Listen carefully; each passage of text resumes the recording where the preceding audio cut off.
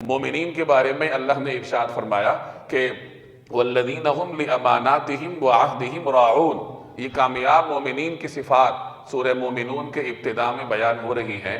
तो कामयाब मोमिनीन की सिफ़ात में अल्लाह ने ये सिफ़त भी बयान की कि कामयाब मोमिन वो होता है या वो मोमिन फलाह पा गए जो कि अपनी अमानात और अपने वादों की पासदारी करते हैं, कि जो वादा करते हैं उस पर पूरा उतरते हैं। एक और जगह फरमाया वल्मूफून बिअहदिहिम इज़ा आहदू, कि जब वो वादा करें तो उस वादे का ईफा करते हैं, अपने वादों को पूरा करते हैं।